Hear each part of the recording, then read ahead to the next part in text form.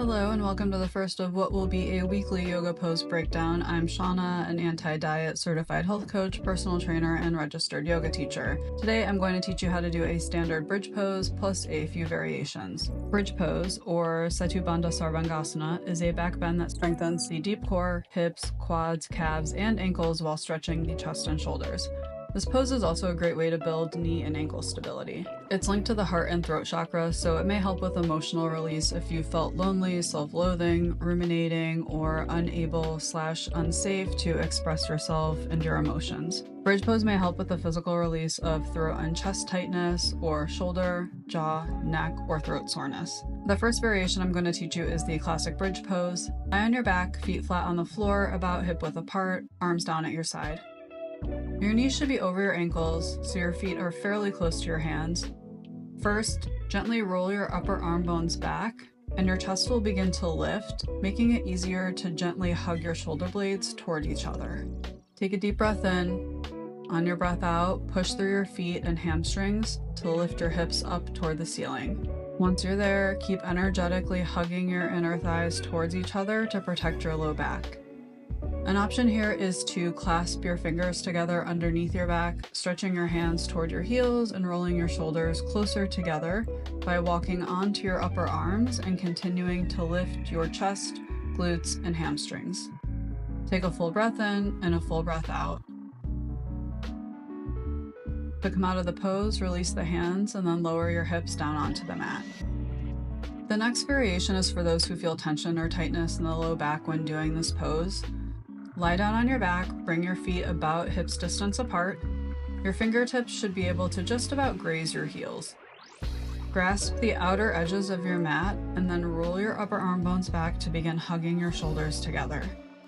Take a breath in. On your breath out, press into your feet, engage the hamstrings, and lift your hips. Gently hug your inner thighs towards each other and roll your upper arm bones to keep lifting through your chest by also firming through your upper back muscles. Take a full breath in and a full breath out. Lower your hips, release your hands. The next is a more advanced variation where you can grab hold of the outer ankles to increase the back bend. Since I'm hypermobile and this variation puts more pressure on the knees than I can handle, I'm going to show you as close as I can safely get. If you're also hypermobile, I don't recommend this variation unless you know your knees can handle it. Lie down on your back, bring your feet about hips distance apart and pull your heels closer to your hips. Grab your outer ankles, gently hug the inner thighs towards each other, and then gently lift the chest and gather your shoulder blades together. Take a breath in. On your exhale, press into your feet and lift your hips. Keep firming your hamstrings toward the ceiling as you hug your inner thighs toward each other. Take a full breath in and out.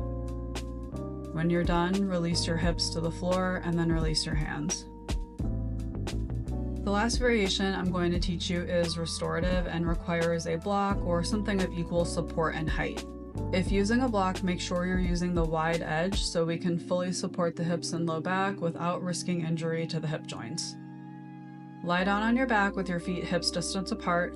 I'm using the low setting, but you can use the medium setting if that feels better for you. Lift your hips up and slide the block under your hips, making sure your tailbone is fully supported on the block. Let the hips fully relax on the block as you begin to focus on your breath. You can keep your hands on your belly or down by your sides, wherever you're most comfortable. As you continue breathing into the stretch, feel the weight of your hips releasing onto the support of the block under you. Let your collarbones open as you breathe into the front of the chest. When you're ready to come out of this, gently lift your hips to remove the block and lower your hips down onto the floor.